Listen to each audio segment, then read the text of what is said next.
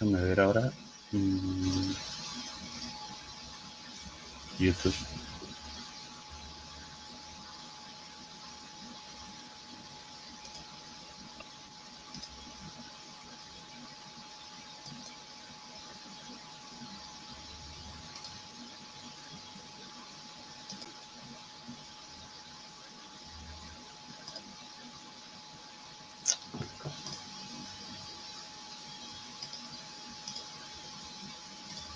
Ya está. Voy a mandar el...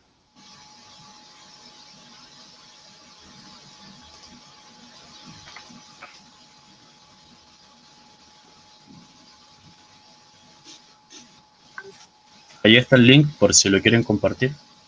Voy a mandar la imagen juntamente con eso.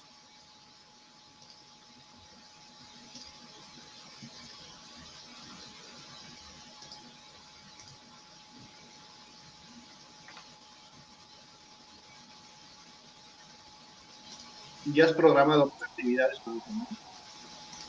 Sí, pero lo había programado con anterioridad otras veces, pero ocurrió un problema ahora que tenía cambiado de fecha el computador. Y al tener cambiado de fecha el computador, es como si hubiese sido mañana y lo programé para mañana el debate. Entonces no me dejó reprogramar, a pesar de que lo eliminé. Por eso. Pero ya estaríamos listos.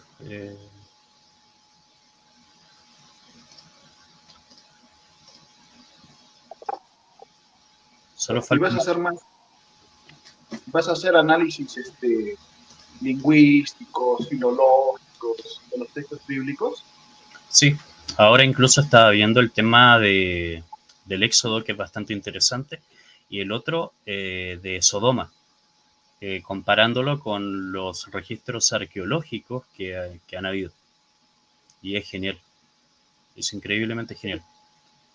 Estuve viendo sobre el Éxodo, había un reportaje, un video, que de ¿Ya? repente están datando mala fecha, por eso es que Israel Pilgers en la mayoría de arqueólogos bíblicos no coinciden, ¿no?, con los restos, Claro, pero, pero hay otra datación de fecha en la que sí coincide. Entonces es cuestión de profundizar en esos detalles. exacto. Sí, es verdad, es cosa de ir y profundizar. ¿Qué le pasará a Marcelo que aún no llega?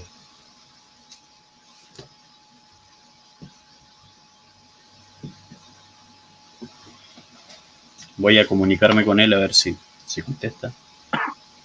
¿Ya? E incluso ya estamos en vivo. O sea, a Sí, ver excelente. si... Sí, mira, esa es la... Acabo de enviar ahí el link de YouTube. Lo envié incluso al grupo.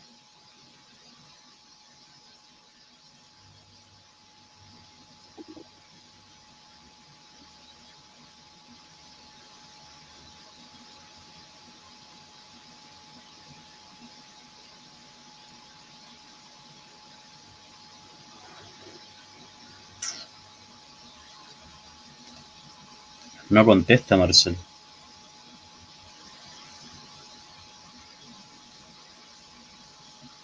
Ojalá que no se le haya caído la señal. Esperemos. Si quieres, mientras puedes compartir el... Sí, no te preocupes, igual va a quedar en el canal, así que Sí, es verdad. ya más adelante vamos a analizarlo también.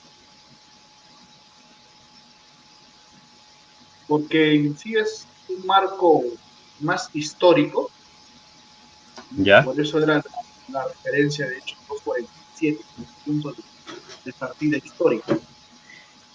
Lo que pasa es que para poder analizar algo como esto, en realidad se tiene que hacer históricamente.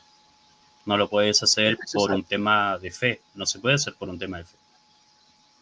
es necesario tener un punto de partida histórico, porque un tema de fe resulta siendo muy superficial, Claro, ya, ya pierde sentido de autoridad, ya se deja la superstición, ya se deja el criterio personal y se torsiona mucho. Exacto. Ahí llegó Marcelo. Marcelo, ¿cómo estás? Bien, bien, bien, todo bien. Bien. Bueno, si quieren compartir después el link, porque como todo fue bastante reciente, no vamos a tener mucho público, así que relájense por eso. Pero después obviamente va a estar el debate online, si ya se está transmitiendo. Bueno, este es netamente encontrar la verdad de la Iglesia de Cristo, según lo que relata Hechos 2:47, que es el punto de base para poder iniciar esto. Así que los dejo. Es un minuto de presentación. Acordamos 15 minutos de presentación de cada uno de ustedes. José Antonio es católico, Marcelo Vilte es sana doctrina, si no me equivoco. Pero ahí cada uno se va a presentar. Luego de los 15 minutos de presentación de la doctrina de cada uno, comenzaríamos 10 minutos de refutación y las 3 preguntas con contrarrefutaciones, y por último nos despediríamos. Así que, José Antonio, te cedo la palabra. Tú eres el que comienza con los 15 minutos de presentación. Adelante. Un minuto de presentación. Un minuto de presentación personal, perdón. Adelante. Está bien. Muchas gracias, Gio, al canal, Marcelo, por esta conversación que vamos a tener. Soy José Antonio Cáceres, laico católico, y bueno, todas las ganas de aportar y de que por medio de este diálogo, de este debate, entre comillas, vamos a discernir pues lo que es la Iglesia a partir de un punto histórico, ¿no? Hechos 2:45. Muchas gracias. Ok. Marcelo. Ok, bueno, mi nombre es Marcelo Vilte, soy evangélico. No tenemos un nombre denominativo como tal, pero bueno, para alguna referencia pueden buscar, por ejemplo, al que le interese, Asamblea de los Hermanos o Hermanos de Plymouth, y para que tenga una idea de cómo es la asamblea a la que pertenezco. Bueno, es un gusto, gracias José Antonio, y bueno, vamos a analizar este tema entonces. Ok, entonces comenzaríamos con los primeros 15 minutos de José Antonio. Ahí estaríamos ya con el cronómetro. Adelante. No se escucha. Perdóname. Faltando 2 minutos, por favor, me avisas para coordinar ya el cierre de la argumentación. Entiendo. Comenzamos de nuevo. Adelante. Buenas noches, queridos hermanos. El tema que hoy nos congrega es efectivamente reconocer a una iglesia, a una comunidad que nace a la luz de Jesucristo, la luz de un evangelio. Esta es una comunidad histórica y tangible que nace en el pacto de la nueva alianza, efectuado por el Señor Jesucristo en el contexto pascual del Pésach. Esta comunidad del cristianismo la encontramos mencionada en Hechos 1:14, por ejemplo, que refiere que se mantenían y perseveraban con un mismo espíritu en compañía de algunas mujeres, y menciona a la Virgen María, la Madre de Jesús, y que más adelante esta comunidad en Hechos 2 recibe al Espíritu Santo en la fiesta de Pentecostés. Hechos 2:47 refiere la Biblia que alababan a Dios y gozaban de la simpatía de todo el pueblo. El Señor agregaba cada día a esta comunidad a los que habían de ser salvos, a los que se habían de ser. De esta manera nace el cristianismo histórico. Y tenemos referentes históricos cristianos como Flavio Josefo, que en el documento Antigüedades refiere de la persona de Jesús y de la agrupación de los cristianos. Tácito, que en sus anales registra la muerte de Jesús en manos de Poncio Pilato, y a quienes eran llamados cristianos por el populacho. Plinio el Joven refiere que los cristianos adoraban a Jesús como un Dios. Luciano de Samosata refiere que los cristianos seguían adorando a aquel hombre muerto en Palestina. Esta comunidad desarrolla una ortodoxia en función de un evangelio. ¿Cuál es el evangelio? Que la persona de Jesús es Señor, Dios y Salvador. Ese es el evangelio que se le revela a Saulo en ese entonces, en Hechos 9, cuando se dirige a Damasco. Y el querigma que anunciamos en la iglesia, ese es el querigma, ese es el anuncio que nosotros hacemos. Reconocer a la persona de Jesús, Señor, Dios y Salvador, para lograr una metanoia o una conversión integral. Porque eso es lo que buscamos con la predicación del evangelio. Esta comunidad de iglesia crece en el transcurso del tiempo y se expande geográficamente en el marco de los mismos lineamientos descritos en el credo niceno-constantinopolitano. Creo en la iglesia, que es una, santa, católica y apostólica. Una, en Efesios 4:6 vemos que esta unidad se mantiene. San Pablo dice que hay que conservar la unidad. La unidad del espíritu con el vínculo de la paz, un solo cuerpo, un solo espíritu. Una es la esperanza a que habéis sido llamados, un solo Señor, una sola fe, un solo bautismo, un solo Dios y Padre. Mateo 16:18. Yo a mi vez te digo que tú eres Pedro y sobre esta piedra edificaré mi iglesia, una comunidad. Y las puertas del Hades no prevalecerán contra ella. Santa. Primera de Pedro 1:14 refiere que como Él es santo, nosotros seamos santos. La iglesia santifica por medio de los sacramentos. Eso me gustaría de repente más adelante preguntarle al hermano Marcelo cómo que santifica su comunidad. Voy a tomar como referencia el Tratado 120 de San Agustín. En el numeral 2 dice: vinieron pues los soldados y por cierto rompieron las piernas del primero y del otro, que fue crucificado con él. En cambio, como hubiesen llegado a Jesús, cuando lo vieron muerto, ya no rompieron sus piernas, pero uno de los soldados abrió con una lanza su costado y al instante salió sangre y agua. El evangelista ha usado una palabra cuidadosa de forma que dijera no golpeó o hirió su costado, u otra cosa cualquiera, sino abrió, para que la puerta de la vida se abriera allí de donde han manado los sacramentos de la iglesia, sin los que no se entra a la vida, que es la auténtica vida. Esa sangre ha sido derramada para la remisión de los pecados. Esa agua prepara la copa saludable, ella proporciona el baño y la bebida. Entonces, queridos hermanos y a Rosita, vemos cómo es que San Agustín, allá por el año 350, refiere que la iglesia es la fuente inagotable de misericordia. Los sacramentos. ¿Cuáles son estos sacramentos que refieren? Estamos hablando del año 350. El bautismo. ¿Por qué el bautismo santifica? Mateo 28:19. Id pues a toda la gente y hacer discípulos bautizándolos en el nombre del Padre y del Hijo y del Espíritu Santo. Hechos 2:38. ¿Qué dice Pedro con respecto al bautismo? Háganse bautizar en el nombre de Jesucristo para la remisión de vuestros pecados. Y es pues justamente que los sacramentos son para ello, para que nosotros, libres de los pecados, seamos santos, seamos santificados. La Eucaristía, Mateo 26:28. Mientras estaban comiendo, tomó Jesús el pan y lo bendijo, lo partió y dándoselo a sus discípulos dijo: comed, esto es mi cuerpo. Tomó luego la copa y dada las gracias se lo dio, diciendo: de ella todos, porque esta es mi sangre de la alianza que es derramada por Dios para el perdón de los pecados. Hebreos 13:10. Tenemos todos nosotros un altar del cual no tienen derecho a comer los que dan culto en la tierra. O sea, ¿qué refiere? Que en Hebreos 13:10, esta comunidad cristiana tiene altares para hacer esta anamnesis, como dice, ¿no? Háganlo en memorial de mí respecto a la Eucaristía. San Ignacio de Antioquía, en la carta a la comunidad de Esmirna, en el numeral 6, ¿qué dice? Se abstienen de la Eucaristía, la acción de gracias, y de la oración, porque ellos no admiten que la Eucaristía sea la carne de nuestro Salvador Jesucristo, quien le trata sufrió por nuestros pecados y a quien el Padre resucitó por su voluntad. Entonces vemos que los padres de la Iglesia justamente creen conforme a las palabras de nuestro Señor Jesucristo, validando que esa Eucaristía, que esa hostia, es realmente el cuerpo y la sangre de nuestro Señor Jesucristo.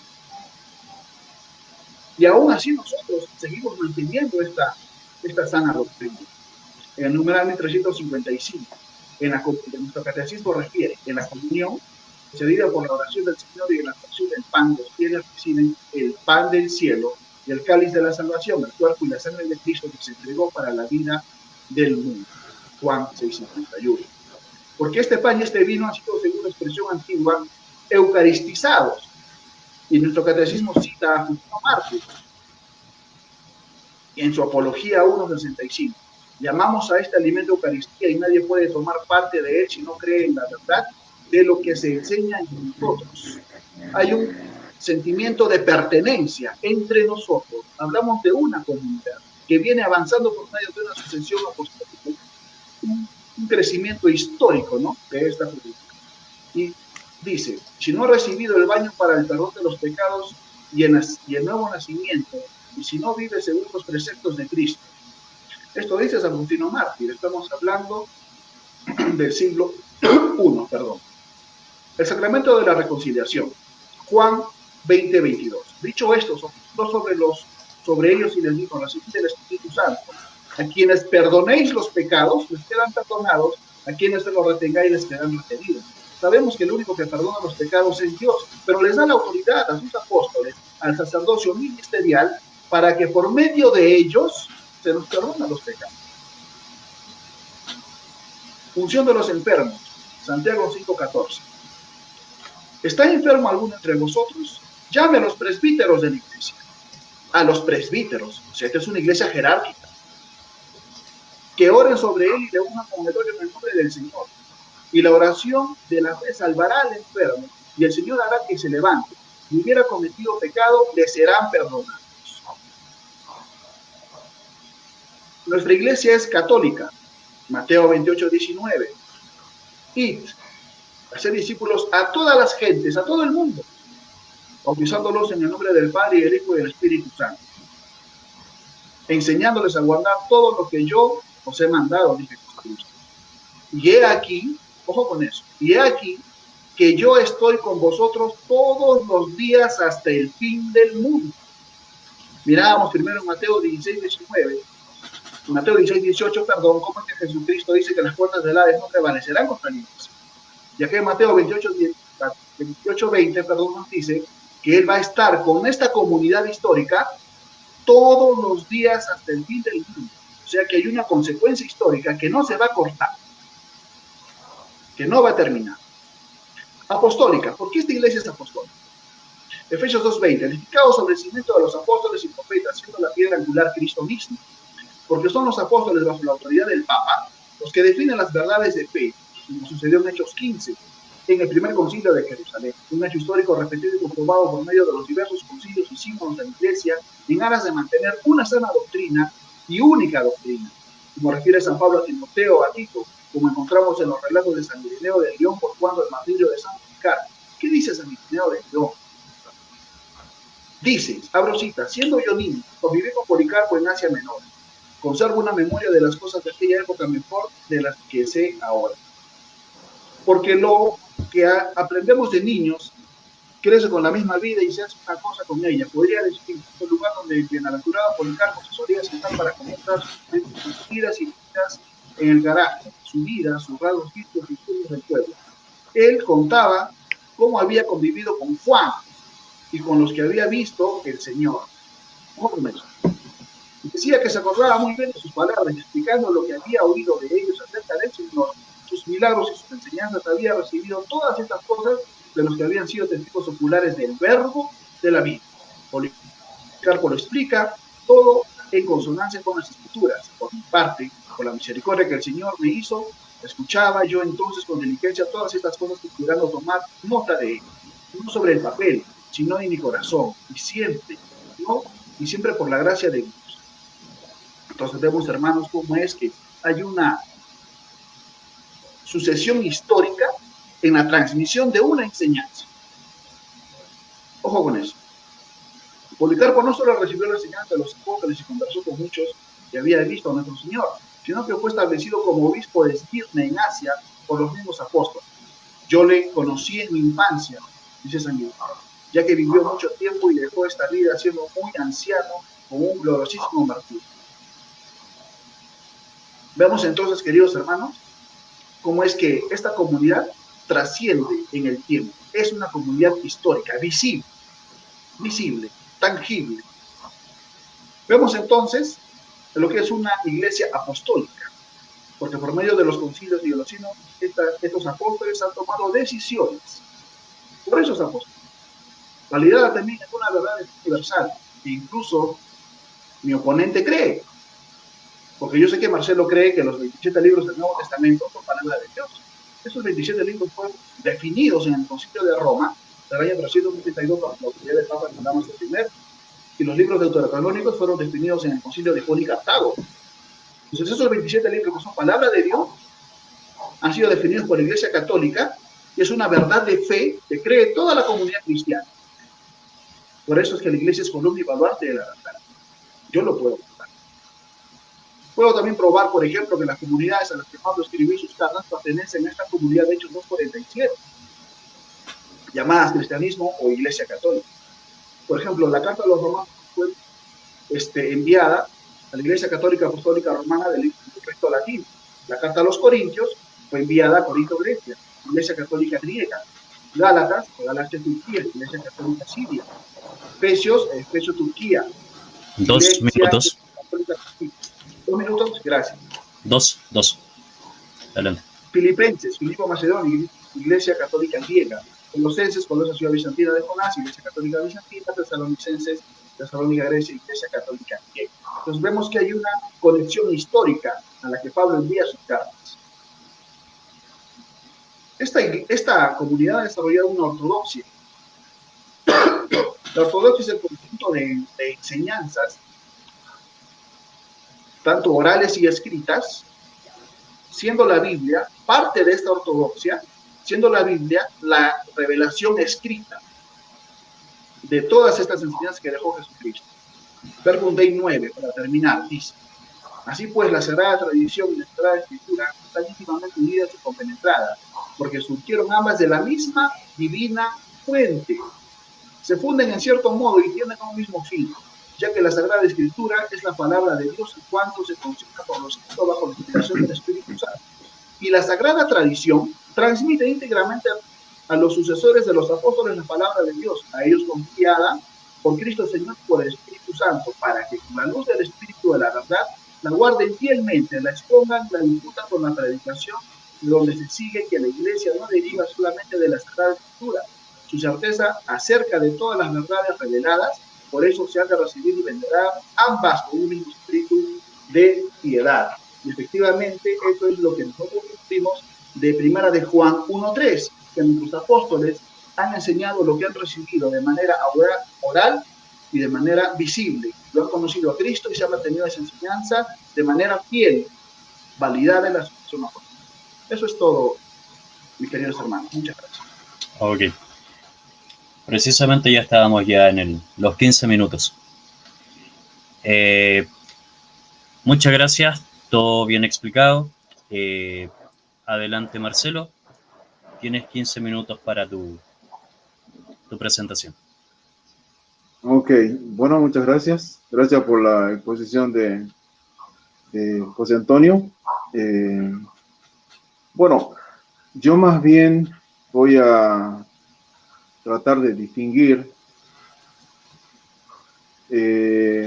lo que es la Iglesia de Jesucristo como tal. Es más bien la cuestión que tengo en mi mente, debido a que yo creo que realmente las palabras de Cristo que le dijo a Pedro en el capítulo 16 de Mateo, sobre esta roca edificaré mi iglesia y a ti te daré las llaves, pero también dice el Señor luego, las puertas del Hades no prevalecerán contra ellos. Así que lo que creo es que la iglesia del Señor Jesucristo nació en Pentecostés y que va a ir hasta que el Señor Jesucristo venga por ella, a buscarla conforme a lo que Él enseña en Juan capítulo 14, versos 2 y 3. En la casa de mi Padre muchas moradas hay, si así no fuera, os lo hubiera dicho, voy pues a preparar un lugar para vosotros, y si me fuere y os prepararé el lugar, vendré otra vez y os tomaré a mí mismo, para que donde yo estoy, vosotros también estéis. Entonces, no hay ninguna duda de mi parte que desde Pentecostés hasta que llegue el momento en el que el Señor Jesucristo venga por su iglesia, la iglesia ha estado, desde que ha nacido hasta que sea arrebatada a su presencia. En ese sentido, con respecto a lo que es la exposición de él, no tengo mucho que objetar, pero creo que hay un aspecto que tiene que ver con, como dije antes, qué es la iglesia de Jesucristo.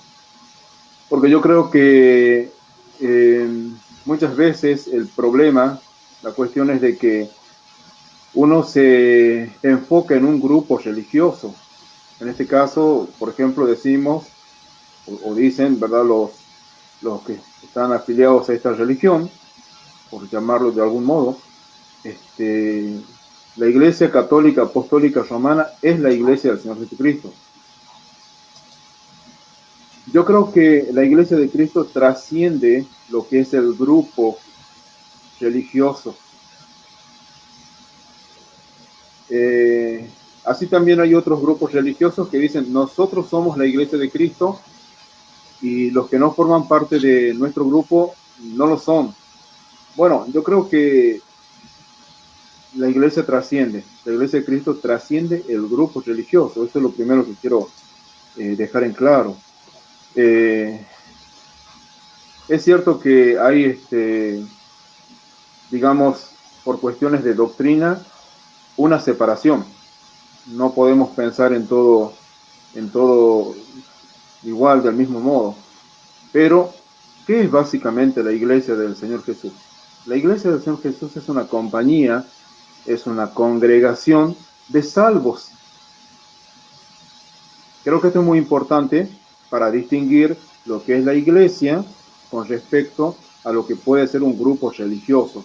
¿Cómo sé que es la congregación de salvos? Por ejemplo, si vamos al pasaje que era el objeto de estudio, podemos leer en Hechos 2:47. Alabando a Dios y teniendo gracia con todo el pueblo, y el Señor añadía cada día a la iglesia los que habían de ser salvos. Entonces, tanto este pasaje como otros pasajes nos muestra de que la iglesia es la congregación de salvos. En la iglesia de Cristo, la iglesia está formada por personas que son salvas. El grupo denominativo, como es el caso, por ejemplo, de la Iglesia Católica Apostólica Romana y otros grupos, y estoy hasta incluso hablando del grupo en donde yo me reúno, podemos decir de que hay probablemente personas salvas y hay personas que no son salvas. Pero para dejar en claro, la Iglesia de Cristo es la congregación de salvos. Ninguno de los que forma parte de la Iglesia de Cristo va a terminar en la condenación. ¿Por qué? Podemos leer, por ejemplo, en Efesios 5:23, donde dice que Él se ofreció a sí mismo para rescatarla. Entonces, la iglesia verdaderamente es la congregación de salvos. El grupo religioso, como lo repito de nuevo, puede ser que en un grupo denominativo haya personas salvas y haya muchos que no son salvos. Esto es importante porque a veces se confunde y hay algunos que dicen, bueno, nosotros somos por ejemplo, la Iglesia de Cristo, todos los que están afiliados a este grupo, pero resulta que cuando llegue el momento, muchas de esas personas van a terminar en la condenación. Entonces, hay que distinguir lo que es el grupo religioso, llámese Iglesia Católica Apostólica Romana como ese grupo, y también sea de cualquier otra denominación, sea evangélica u otra denominación.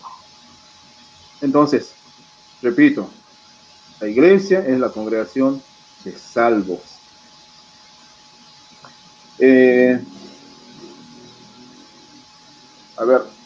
Otra cosa, ¿cómo formamos parte de la iglesia?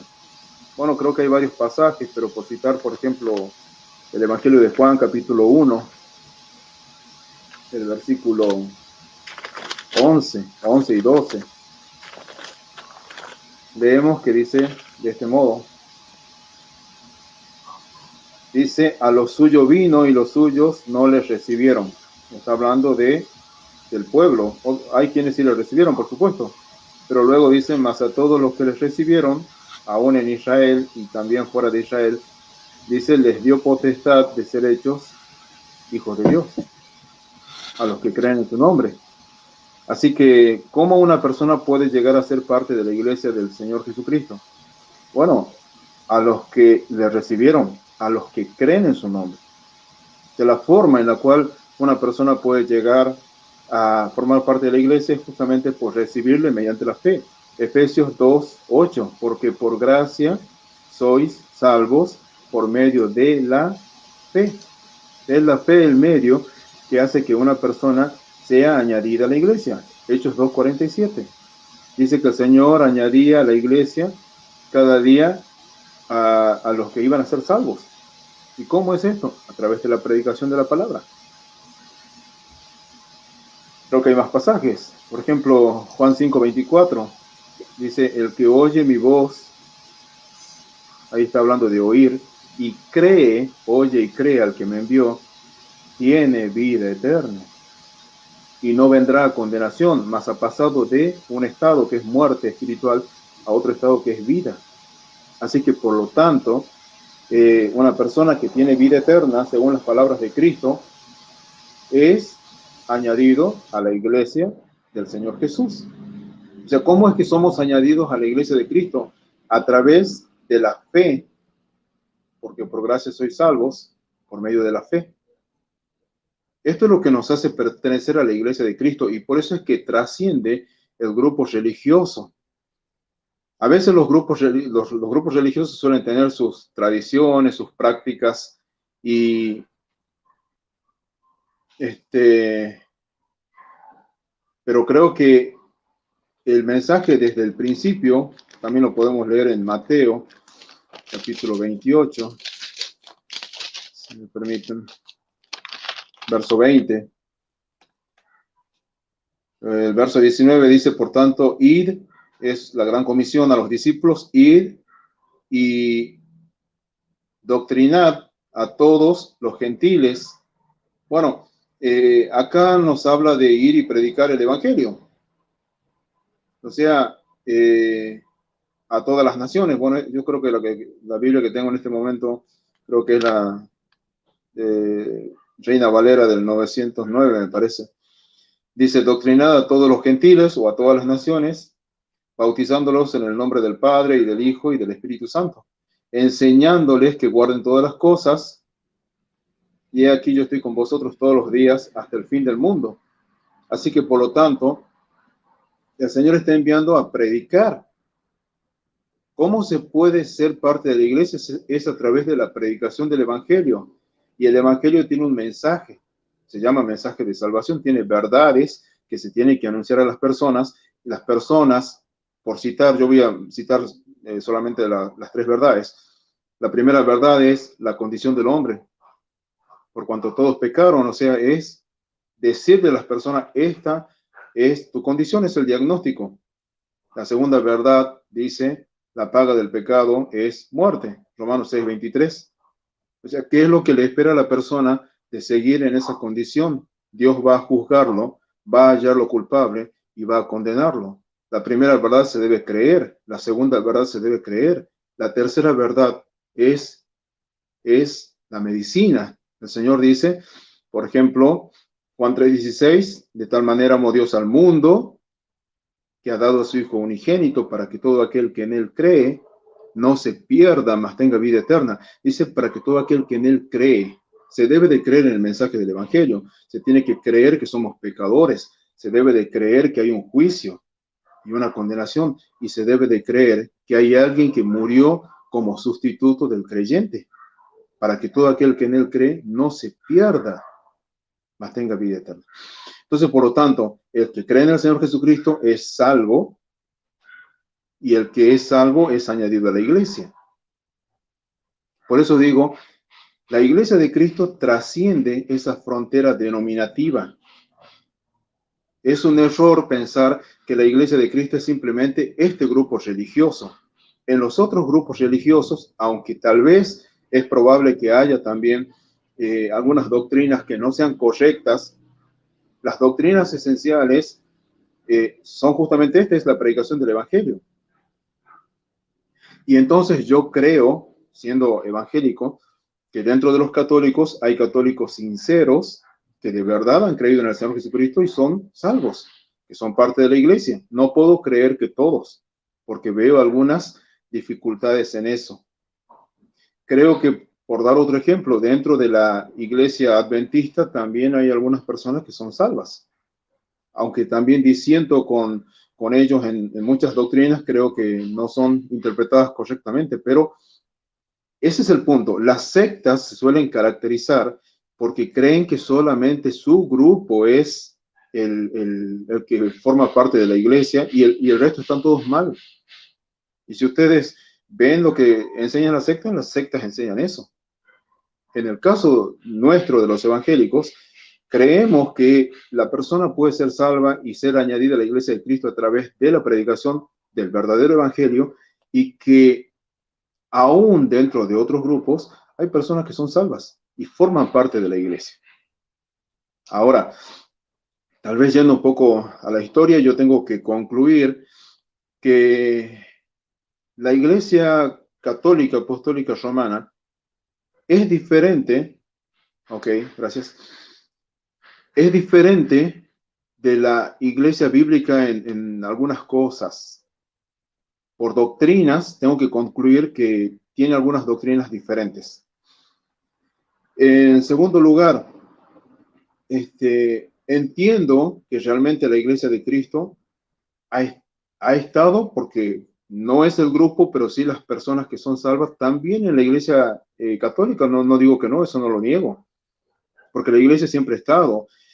Con la reforma, digamos que se ha depurado y ha servido para que salgan doctrinas que eran preciso enseñar, como la justificación por la fe, que pudo entender Lutero, y que tal vez dentro de la Iglesia Católica creo que no necesariamente se lo entiende bien.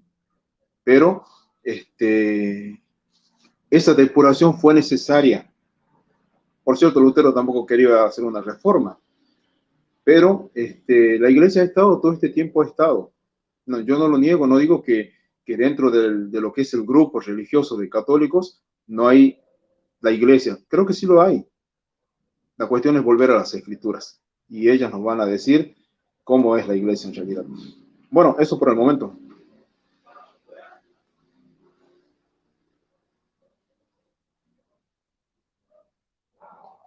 Okay.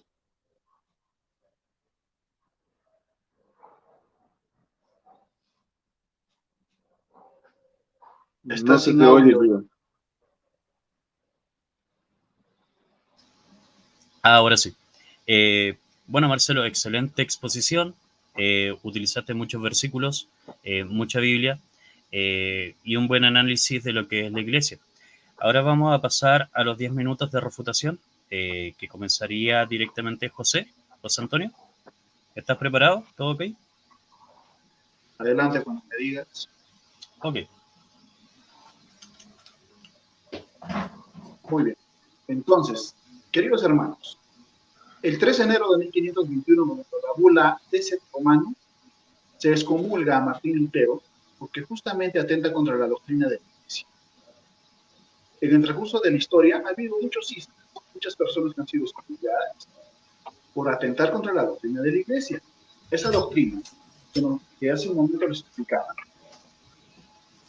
que ha sido transmitida por medio de la sucesión apostólica, validada en la sucesión apostólica. ¿Qué pasa después en la reforma de Martín Lutero? Entre comillas, reforma. Empiezan las corrientes interpretativas de la Biblia. Eso empiezan, las corrientes interpretativas de la Biblia. ¿Por qué? Porque ya solo tienen la Biblia, ya no tienen la paradosis apostólica, ya no tienen la transmisión de esa sana doctrina, de los que vieron, oyeron, tocaron a Cristo. Entonces el anglicanismo, de donde viene la comunidad de mi hermano Marcelo, Surgió en Inglaterra después del Acta de Supremacía en 1534. Una corriente interpretativa más. No han recibido la paradosis apostólica. En el transcurso del tiempo empiezan a aparecer nuevas comunidades o sectas protestantes, sus propias interpretaciones y deducciones sobre los textos bíblicos. Cada secta protestante, cada comunidad tiene un origen histórico, una fundación humana después del inicio de la mal llamada Reforma Protestante. En 1916 celebran un congreso misionero en Panamá, estos protestantes, los que se pudieron juntar, y el Congreso Hispanoamericano de América Latina, en La Habana en 1929, cuando algunas de las diversas sectas protestantes declaran a la América Latina como territorio misionero, recién en 1929. Y en ese congreso se empiezan a llamar como evangélicos porque antes eran solo protestantes.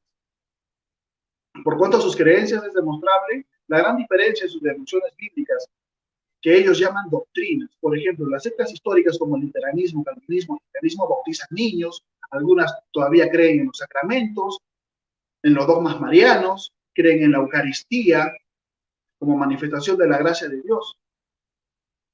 Y en el transcurso del tiempo se ha deformado, han cambiado la forma de creer. Y es que lo que vemos ahora es que se dedican a interpretarla. Hay una pseudocristología en cada comunidad. Ellos dicen, yo creo en Cristo. Si cree en Cristo, te salvarás. Sí. Y yo les pregunto, ¿en cuál Cristo? ¿En cuál? ¿En el de los testigos de Jehová, en el de los mormones, en el de los adventistas? ¿En cuál Cristo hay que creer? ¿O hay que creer en el Cristo que predicaron los apóstoles que recibieron esta transmisión, esta verdad, esta revelación? Hay que creer en el Cristo que escribieron la Biblia. En los que escribieron la Biblia, los que pertenecían a la comunidad de Hechos 2:47. No en el Cristo que se inventan las comunidades a consecuencia de la interpretación de la Biblia. Es claro, entonces, que no puede llamarse Iglesia de Jesucristo. Aquellas sectas que nacen con nuevas interpretaciones, que llaman doctrinas y son solo deducciones, consecuencias de lo que ellos llaman inspiración del Espíritu Santo. El Espíritu Santo, queridos hermanos, vino en Pentecostés, y Marcelo tiene razón, pero vino sobre una comunidad histórica, una comunidad que tiene sucesores apostólicos y que ha transmitido una sana doctrina. Pentecostés no ha venido en la Reforma. Pentecostés no está en cada comunidad. Ya sucedió Pentecostés. Hechos 1:14, esta comunidad que es católica, estaba en compañía de la Virgen María, y dice la Biblia que estaban en un solo espíritu, en unidad, algo que no hay en el movimiento protestante. De esta manera mi hermano Marcelo interpreta lo que es la iglesia, y es cierto, Marcelo, sí hay una perspectiva espiritual de la iglesia.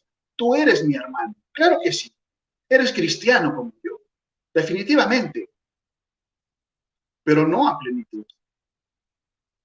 No a plenitud. ¿Eres parte de lo que nosotros llamamos el cuerpo místico de Cristo? Sí, eres parte. ¿Pero recibiste la sana doctrina? No. Estás interpretando la Biblia. La Biblia es parte de la ortodoxia de la Iglesia Católica. Nosotros enseñamos por medio de la Biblia, con la Biblia como instrumento. Para eso escribieron los apóstoles las cartas y las dirigieron a las distintas comunidades, para enseñar, exhortar. No para que sean interpretadas por cualquiera. No para que deduzcan cristologías. No para que deduzcan doctrinas.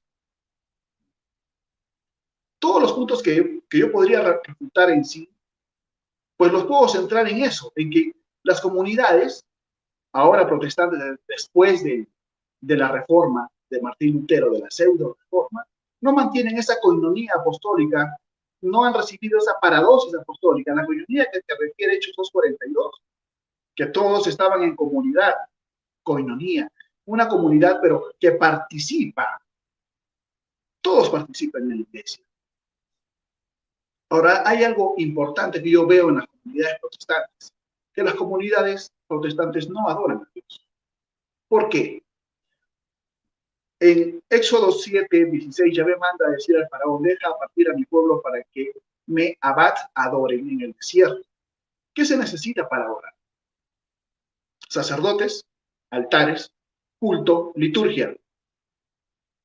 En las comunidades protestantes no hay ni sacerdotes, ni altares, ni culto, ni liturgia. Lo que mis hermanos tienen es un servicio religioso. Lo que mis hermanos hacen con la lectura de la palabra y la reflexión que hacen es un servicio religioso. ¿Dónde reconocen a Dios en su servicio religioso?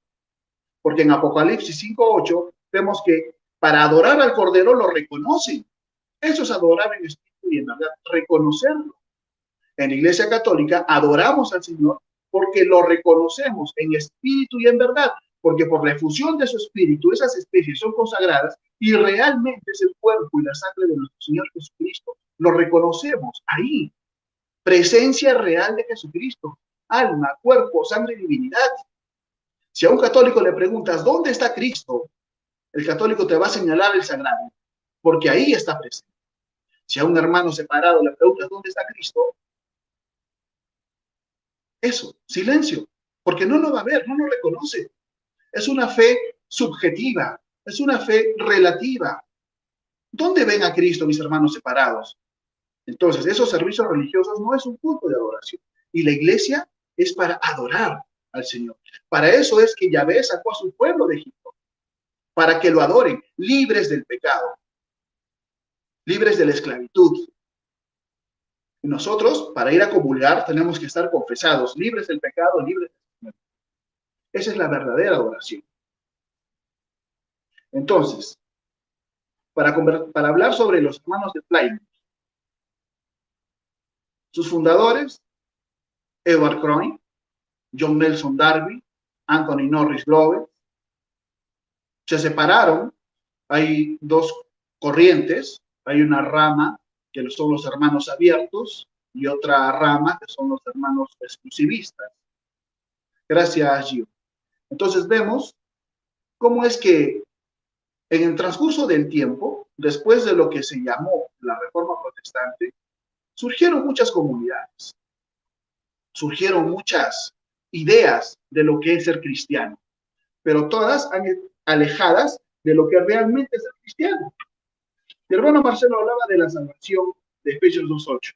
Pero ¿qué pasa, mi hermano Marcelo, con Romanos 13:11? Y lo voy a leer. Romanos 13:11 refiere, y esto teniendo en cuenta el momento en que vivimos, porque es ya hora de levantarnos del sueño, que la salvación está más cerca de nosotros que cuando abrazamos la fe. Entonces, ¿será que la salvación también es súbita? Marcelo, no es solo la fe, es vivir en integridad. Nuestro Señor Jesucristo nos llama a la conversión, a la perseverancia, no solo a creer por creer. Y si tenemos que creer, hay que creer en la verdad. ¿Quién es columna y baluarte de la verdad? Aquellos que hemos definido el canon bíblico, por ejemplo, es una verdad de fe. Que tú crees que esos 27 libros son palabra de Dios, los ha definido la iglesia que es columna y baluarte de la verdad. Y tú también lo crees. Y todo el mundo protestante lo cree. ¿Cómo podríamos refutar esto? ¿Cómo podríamos refutar que por medio de la sucesión apostólica se ha transmitido una sana doctrina y son los apóstoles los que han luchado contra las herejías y en función de esas herejías se han ido definiendo las doctrinas de la Iglesia Católica?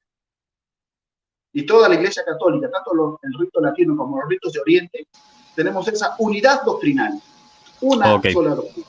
Tiempo. Gracias. Muchas gracias, José Antonio. Marcelo, adelante con tus 10 minutos. Ok, gracias, Gio. Bueno, creo que dijo muchas cosas José Antonio. A ver. Bueno, una de las cosas que él mencionaba era con respecto a Romanos 13:11, que es hora de levantarnos del sueño porque ahora está nuestra salvación más cerca que cuando creímos. Bueno, en realidad tenemos que entender de que la salvación no es un proceso en sí. La salvación ocurre en el momento de la justificación, pero luego de eso sigue la santificación y finalmente la glorificación. Así que la redención está hecha en dos partes. Primeramente es la parte espiritual. Cuando nosotros creemos en el Señor Jesucristo, somos justificados. O sea, somos declarados justos en virtud a la obra de Cristo. Él es el sustituto de los creyentes. Y en ese momento, el verdadero creyente, siendo justificado, es salvo. El Señor Jesucristo dice, el que cree en mí tiene vida eterna. Vida eterna es un tipo de vida que no puede terminar. No dice tendrá, dice tiene, tiempo presente, de poseer, tiene vida eterna. Y el apóstol Juan dice, el que cree en el Hijo tiene la vida. El que no cree en el Hijo de Dios no tiene la vida. O sea, el que tiene al Hijo tiene la vida. ¿Y cómo lo tenemos el Hijo? Efesios 1:13. En él también vosotros, habiendo oído la palabra de verdad y habiendo creído en él, fuisteis sellados con el Espíritu Santo de la promesa, que es las arras de nuestra herencia hasta la redención de la posesión adquirida. Así que, por lo tanto, la palabra arras quiere decir la garantía. Fuimos sellados como propiedad de él y se nos dio un anticipo y la garantía de que vamos a recibir la herencia eterna. El Espíritu Santo es un anticipo y a la vez es la garantía de que el verdadero creyente va a recibir lo que Dios ha prometido. Entonces, pero todavía estamos en un cuerpo, al igual que cualquier otra persona, que envejece, que se enferma y que muere finalmente. En ese sentido, la redención de nuestros cuerpos todavía no ha acontecido.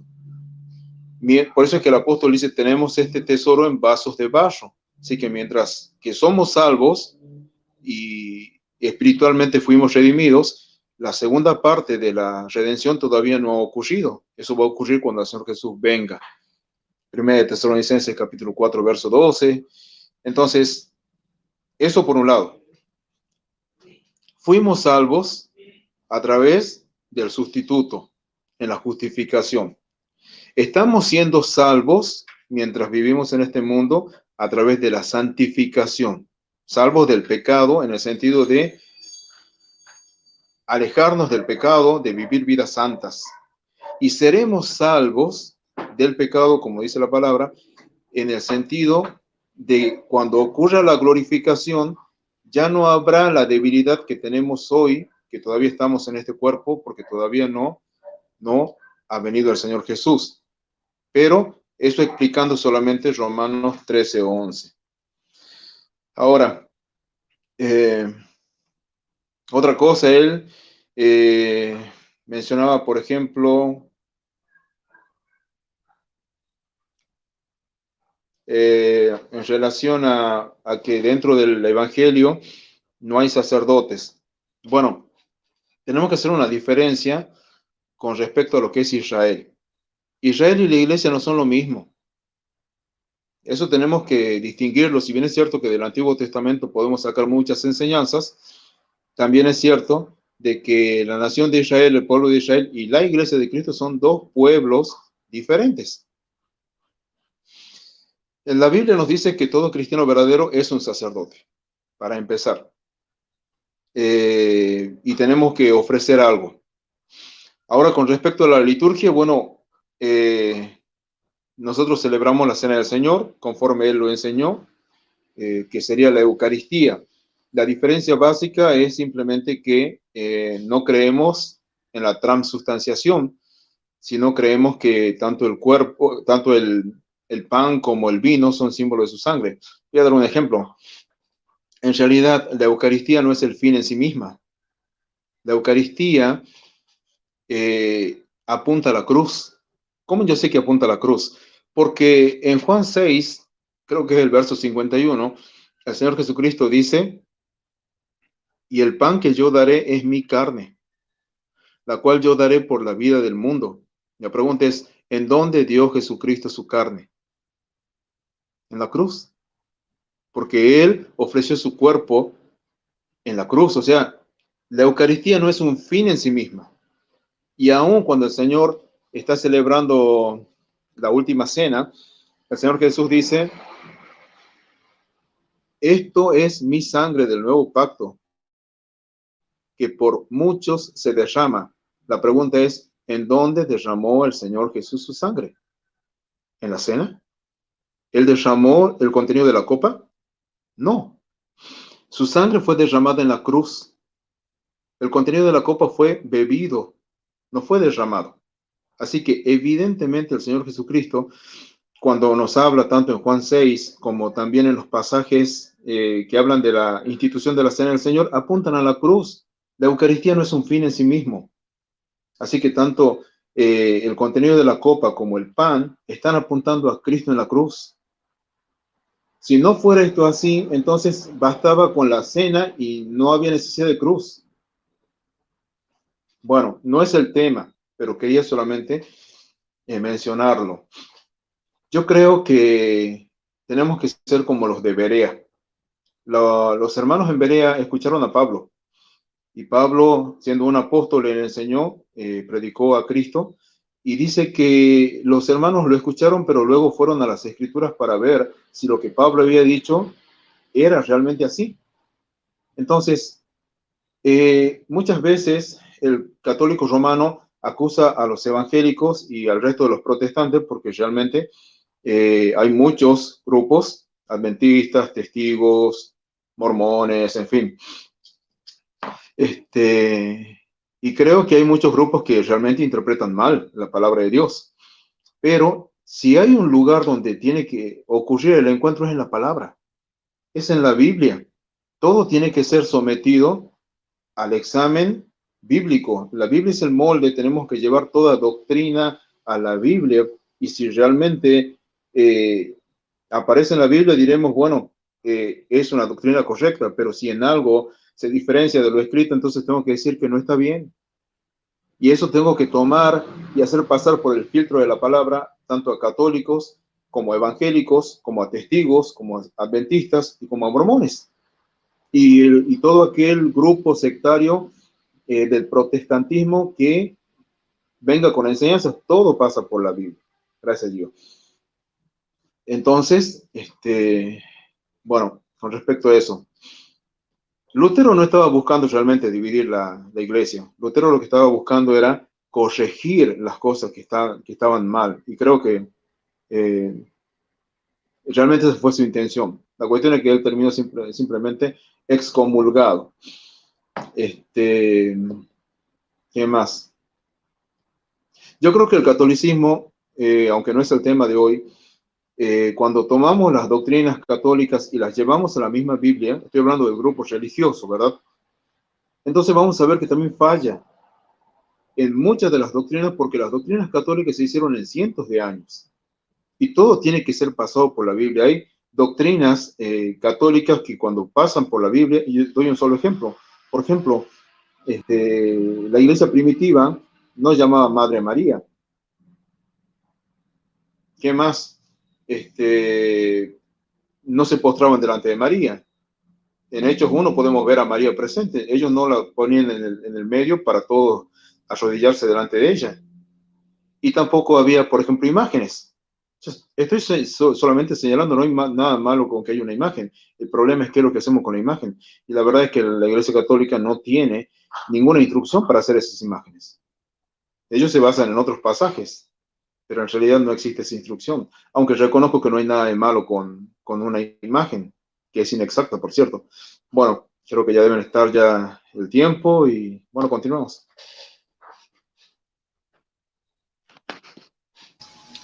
Ok, muchísimas gracias, Marcelo. Ahora vamos a pasar a lo que son las preguntas intercaladas. Cada uno va a poder tener, digamos, la opción para poder hacer 3 preguntas.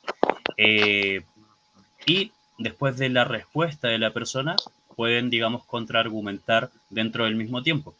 ¿Ok? Comenzaría José Antonio con la primera pregunta.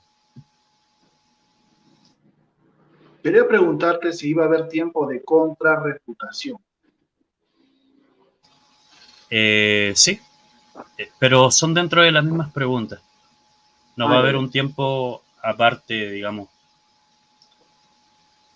ya que había mandado el esquema anteriormente. Se lo digo.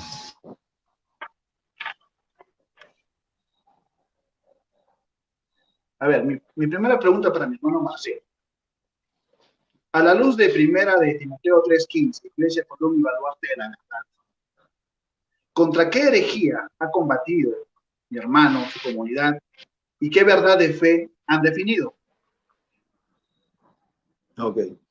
Bueno, yo creo que desde la exposición que hice, eso ya está respondido, porque creo que te estás centrando nuevamente en el grupo religioso. Eso es lo que me parece, y no estás teniendo en cuenta, tanto vos como yo, estamos casi 2000 años en el futuro de, bueno, de la iglesia primitiva apostólica y también de la iglesia primitiva posapostólica. Estamos adelante mucho tiempo. ¿Cómo es que somos parte? No es por ser parte de un grupo religioso, sino es por la fe en el Señor Jesucristo. En ese sentido, yo no creo que los primeros, quienes combatieron contra las herejías y todo esto, eran de otra iglesia diferente a la que yo pertenezco. O sea, creo que la iglesia es una sola. Me parece que te estás centrando un poco más en el grupo religioso, y como grupo religioso, evidentemente yo no podría decir que el grupo en donde yo estoy afiliado haya estado ahí, pero como iglesia sí, porque es la misma iglesia. Bueno, creo que puedo ampliar más, pero creo que se entiende. Sí, hasta ahí.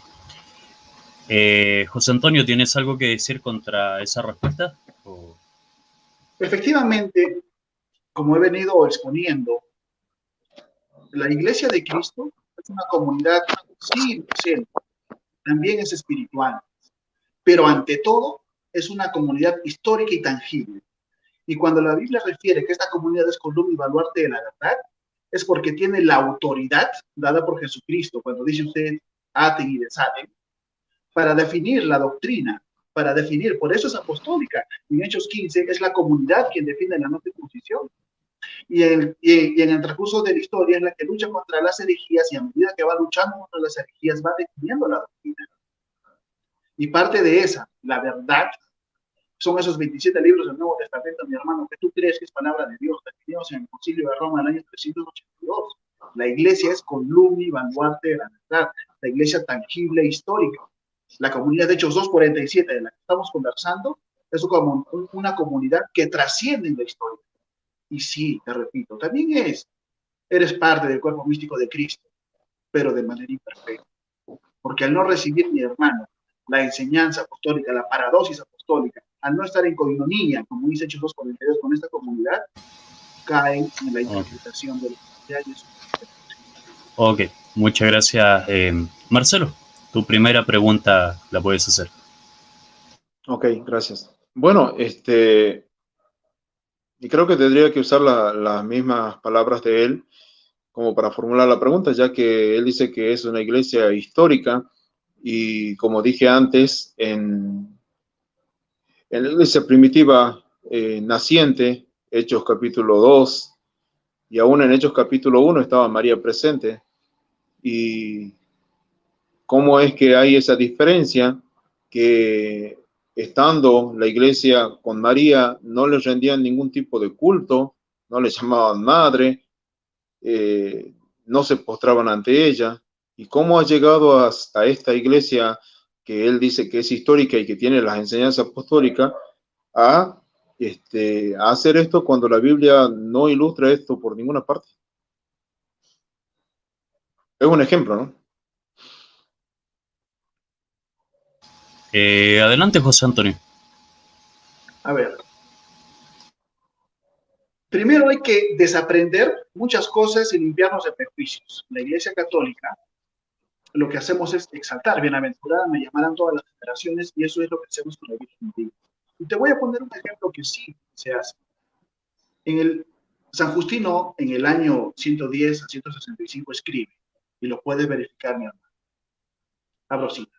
Mientras que Eva, aún virgen y pura por medio de concebir la palabra venida de la serpiente, hizo nacer la descendencia de la muerte, la Virgen María, recibiendo con fe y gozo el momento en que el ángel le anunció la buena noticia de que el Espíritu del Señor vendría sobre ella, y el poder del Altísimo la cubriría con su sombra, y así el santo nacería de ella y sería hijo de Dios, respondió, se haga en mí acorde a su palabra, y por medio de ella él nació, concerniente a quien nosotros hemos mostrado. Muchas escrituras han hablado a través de quien Dios destruye a la serpiente y a aquellos ángeles y hombres que se han asemejado a ella, y por otro lado, obra de liberación de la muerte para quienes se arrepienten de sus malas acciones y creen en él. Eso lo escribe en el diálogo contra Trifón San Justino, mártir en el año 110. Entonces, claro que la iglesia histórica siempre hemos tenido esta veneración a la Virgen. Claro que sí, es la madre de la iglesia. Nos la entregó Jesucristo en la cruz por medio del apóstol Juan. Entonces, creo haber respondido a tu pregunta. Ok. Marcelo, ¿estás de acuerdo con la respuesta o quieres decir algo?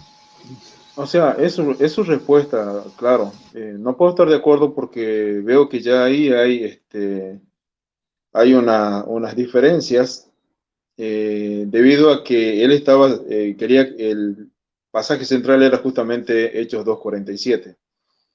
Y en todo lo que es el Nuevo Testamento no vemos tal práctica.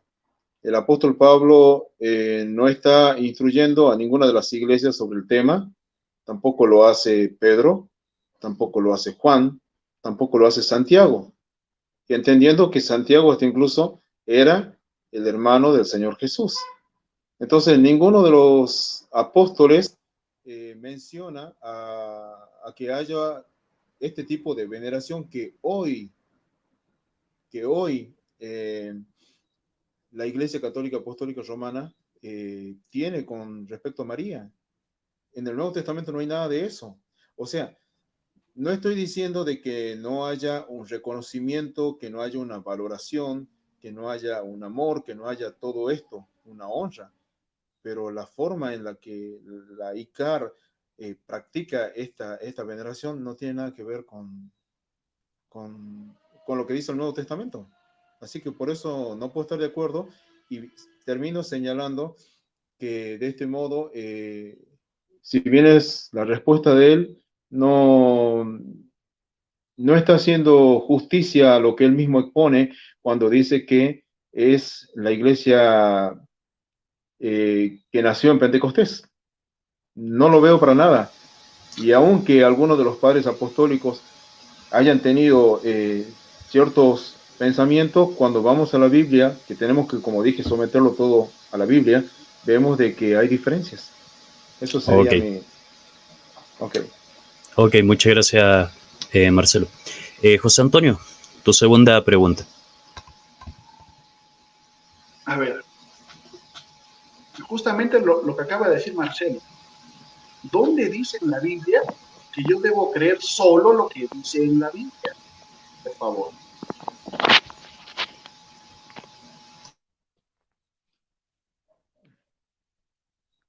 Creo que hubo algún problema, no los escucho casi. Ok, repite tu pregunta. Marcelo, ¿dónde dice en la Biblia que yo debo de creer solo lo que dice la Biblia? Bueno, no he oído bien, pero creo que dijo, ¿dónde dice la Biblia que yo tengo que creer en la sola escritura, será?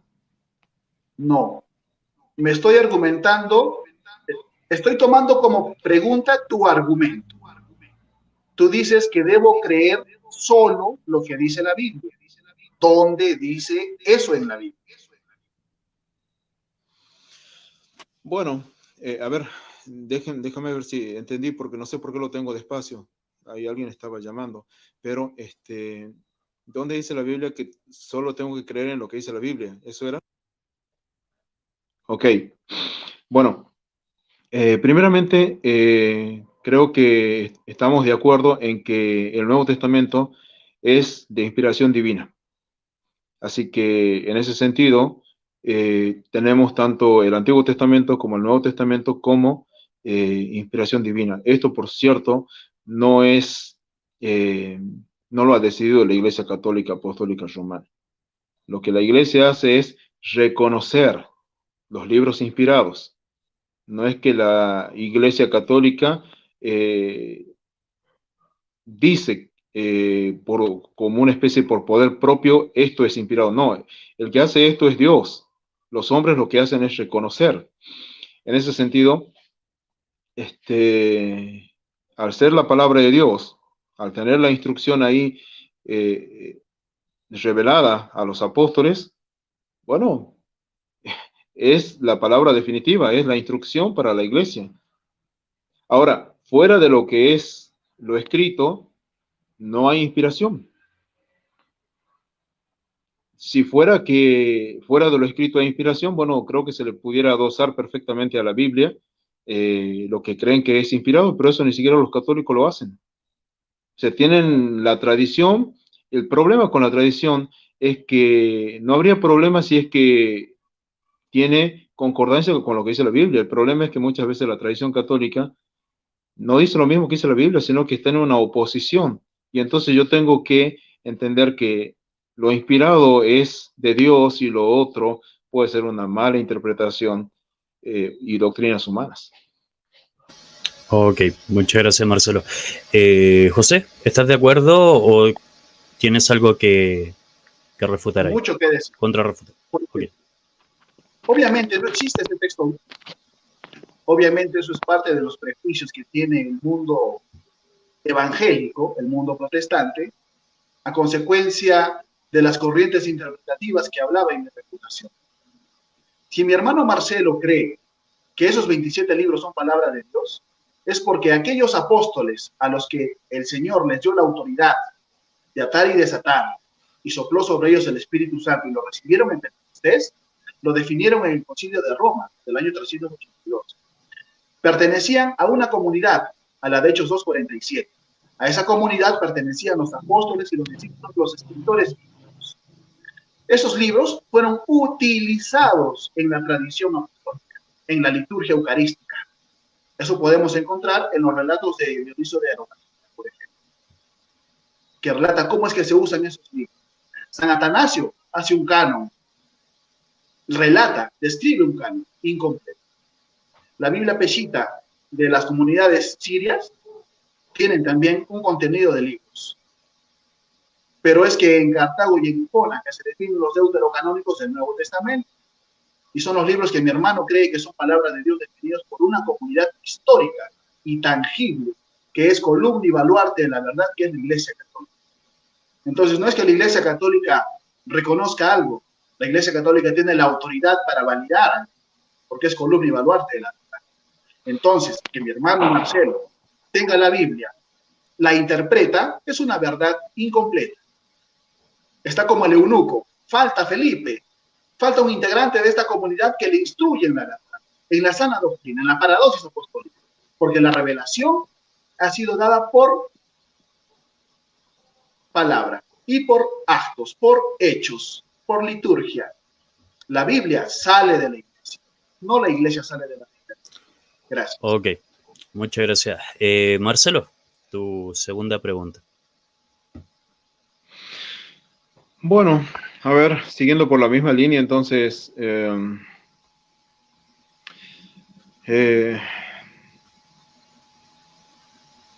la Biblia dice, por ejemplo, en San Juan, capítulo 14, verso 6, es el Señor Jesucristo quien habla y dice: yo soy el camino y la verdad y la vida. Nadie viene al Padre sino por mí. El apóstol Pablo también le escribe a Timoteo, porque hay un solo Dios y un solo mediador entre Dios y los hombres, Jesucristo hombre, el cual se dio a sí mismo. Entonces, acá tenemos dos pasajes que son bastante claros, y ya que él menciona la cuestión de la interpretación,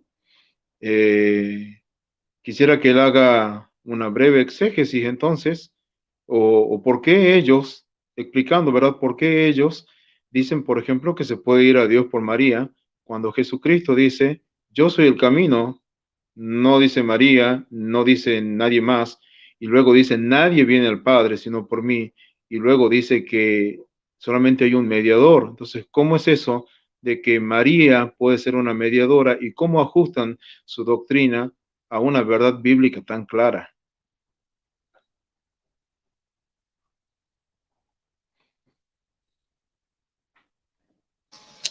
Ok, José Antonio, eh, adelante. Primero, otra vez, tenemos que despejar los prejuicios que hay por no conocer la doctrina de la Iglesia Católica. En la doctrina de la Iglesia Católica enseñamos que existe efectivamente un mediador, y es Cristo, y es la piedra angular. La Iglesia Católica, la cristiandad, siempre hemos sido cristocéntricos. Y es más, hemos definido la cristología a medida que hemos ido combatiendo las herejías en la historia. Si tú crees que Jesucristo es verdaderamente hombre y verdaderamente Dios, ha sido definido por la Iglesia Católica. En los concilios de Nicea, Constantinopla, Cartago, hasta Éfeso. Y en función de esa cristología, se han definido los dogmas marianos. Al reconocer a Cristo, a Jesucristo, a la persona de Jesucristo como verdaderamente hombre y verdaderamente Dios, es que se le atribuye a la Virgen María, Madre de Dios. Para nosotros el camino es Cristo, no hay otro camino. Tenemos que despojarnos y desaprender lo que dicen de la Iglesia Católica, porque hay que conocer la doctrina, hay que atacar a la doctrina, no a los prejuicios, mi hermano. Nosotros no adoramos a la doctrina, nosotros la veneramos, porque bienaventurada me llamarán todas las generaciones, y eso es lo que hacemos.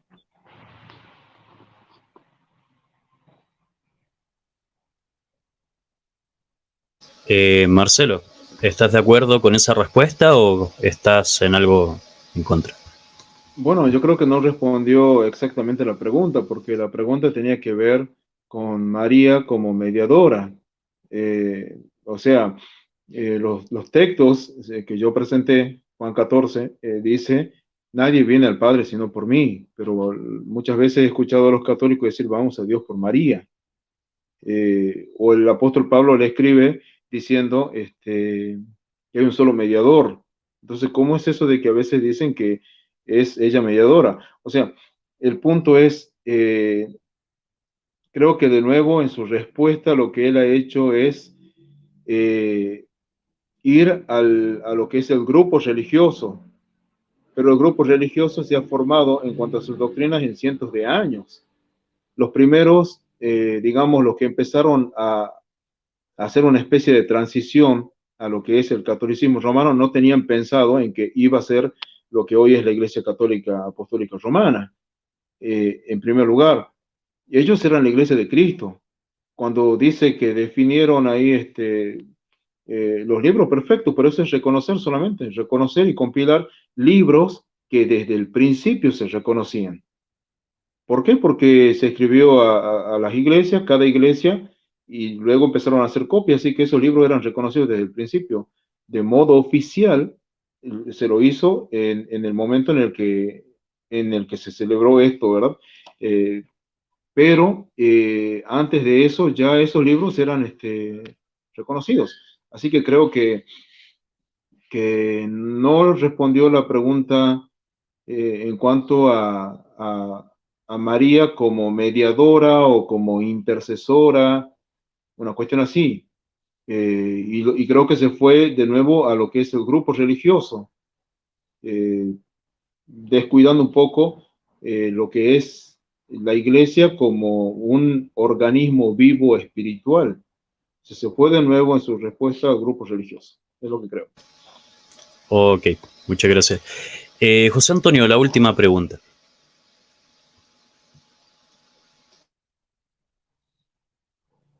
Ahora sí. Mi hermano en su argumentación decía que la tradición no es importante, y yo le quiero hacer una pregunta sobre la Eucaristía y la tradición. Hermano Marcelo, ¿cómo se llamaba el pan que tomó Jesucristo en la cena que hizo, en la última cena, en el contexto judío? ¿Me entendió la pregunta, hermano? ¿Cómo se llamaba el pan? Sí, sí, entendí la pregunta. Bueno, la verdad es que he leído ya algo sobre esa exposición, pero no pudiera citarlo ya mismo en el contexto judío porque no recuerdo exactamente el nombre. No obstante eso, era un pan, voy a responder del modo que puedo hacerlo en este momento, era un pan sin levadura, que justamente era lo que se podía comer en ocasión de la Pascua, ya que lo que el Señor hizo fue celebrar la última Pascua y tomó elementos de ahí para instituir la Eucaristía. Así que no sé si con eso, a eso solamente apunta su pregunta o es que va más allá. Ok, José Antonio, ¿estás de acuerdo con eso o quieres decir algo? Efectivamente, querido hermano Marcelo, te das cuenta que sí es importante la tradición. Es importante saber de dónde vienen las cosas. Es importante reconocer el origen de las cosas. Ese pan se llama jicomén. En la Pascua, en el Haggadah, hay una liturgia, hay utensilios, hay un orden. Y de ahí viene la Eucaristía. Y en Cristo toma real valor. La Biblia de la que estás hablando viene de una iglesia, tiene un origen. Por eso es importante la tradición, saber de dónde vienen las cosas, porque si no, vamos a caer en lo que hace el mundo protestante, suponer en lo que estás haciendo ahora, deducir. Ah, es un pan sin levadura. Pero ¿qué más, mi hermano? ¿Qué significa ello? ¿Te das cuenta? Y traslado esta respuesta para complementar y responder lo último que dijiste, que la Iglesia Católica reconoció. La Iglesia Católica los escribió, los utilizó y los validó como canónicos. Padres de la Iglesia. La Iglesia, la comunidad de Hechos 2:47, es una comunidad histórica y tangible. Esa comunidad, repito, columna y baluarte de la verdad. Esa comunidad.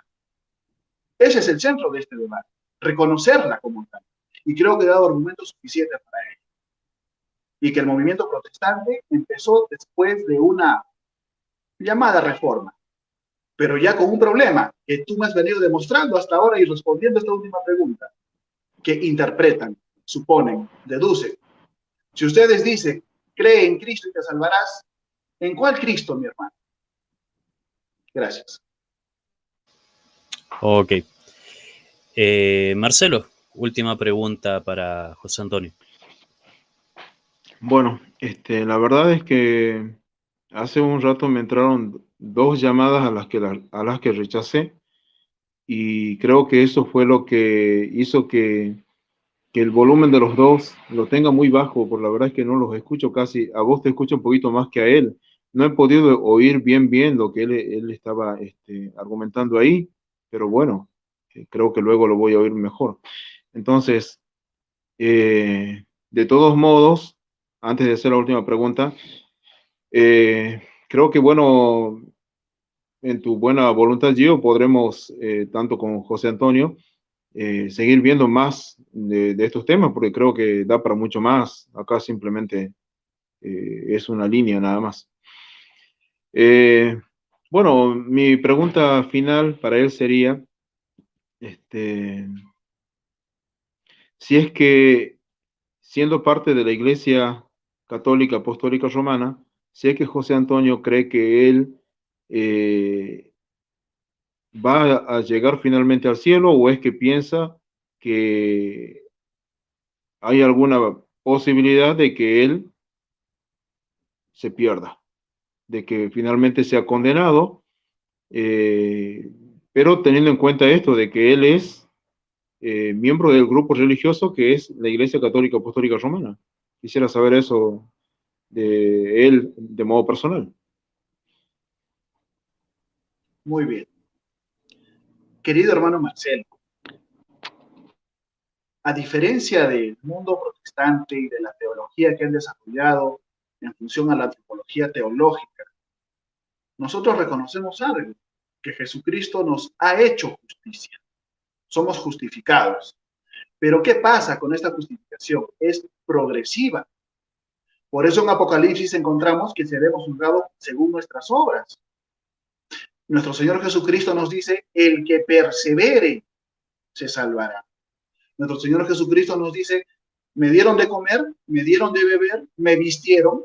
O sea que nosotros tenemos que vivir una fe íntegra. El numeral 1285 de mi catecismo me enseña a ser íntegro en mi fe. Lo que yo pienso, digo y hago tiene que ser coherente con el Evangelio.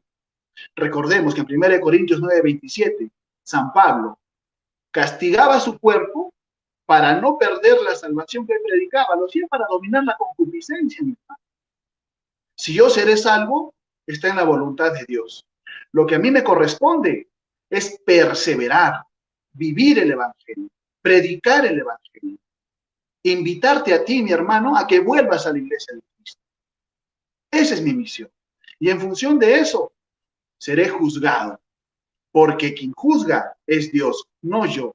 Yo no puedo decidir por sobre encima de Dios. Yo reconozco que Dios me hizo justo en la cruz.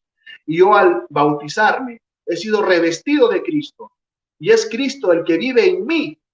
Y las obras que hago es Cristo quien obra por medio de mí. Ojo con eso, mi hermano. Esa es mi respuesta. Ok. Marcelo, ¿estás de acuerdo o algo que decir?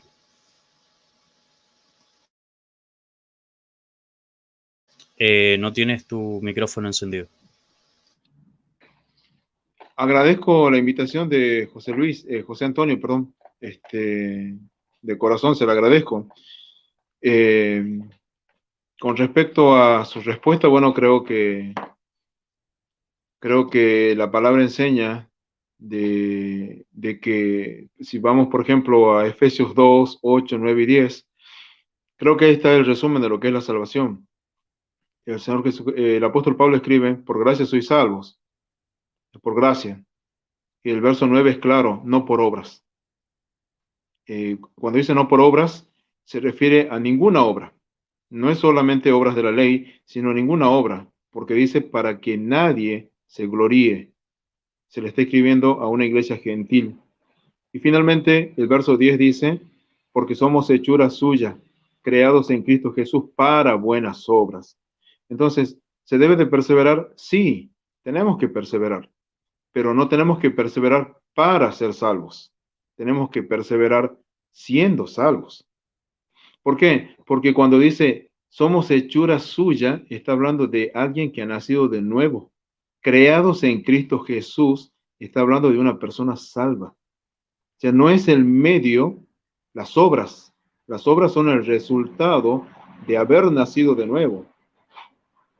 Así que en ese sentido, no puedo verlo exactamente como él. Sé cómo creen los católicos en ese aspecto. Y bueno, simplemente de mi parte decirle que realmente ponga su mirada en el Señor. Él es el que salva, no es un grupo religioso, sino es el Señor Jesucristo el que murió en la cruz. Así que por lo tanto, más allá del grupo religioso, hay que mirar al Salvador, como dice el autor de Hebreos en el capítulo 12, puesto los ojos en Jesús, el autor y consumador de la fe. Ok. Bueno, muchas gracias a ambos. Vamos a dejar un minuto para cada uno para que hagan una pequeña conclusión, se despidan. Y nada, José Antonio, adelante. Muy bien, muchas gracias Marcelo, Gio, por esta invitación, por este diálogo. Realmente siempre hablar de Dios enriquece y por medio de nuestro compartir, que todos los que participen viendo este debate, entre comillas, pues se nutran de la palabra de Dios. Hechos 2:47 refiere que el Señor agregaba a la comunidad a los que habían de salvarse.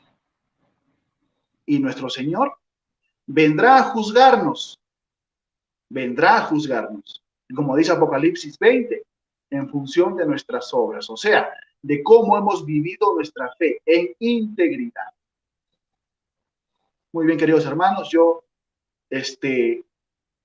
doy por terminada mi participación. Yo les agradezco. Dios los bendiga, Dios nos cuide siempre. Y Marcelo, te hago la invitación. Vuelva a la iglesia a recibir la paradosis apostólica. Ya tienes la Biblia. Ahora falta Felipe para que te enseñe qué significa todo esto. Paz y bien. Gracias. Muchas gracias, José Antonio. Marcelo, adelante.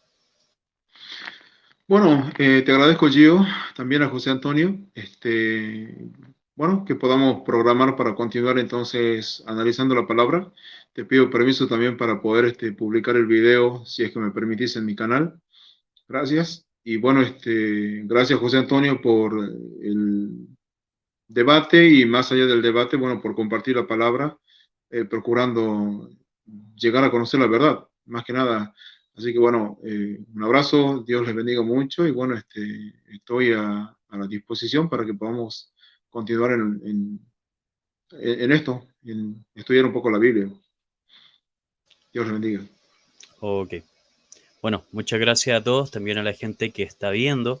Se sumaron varias personas, están varios atentos ahí, conversando, haciendo algunas preguntas.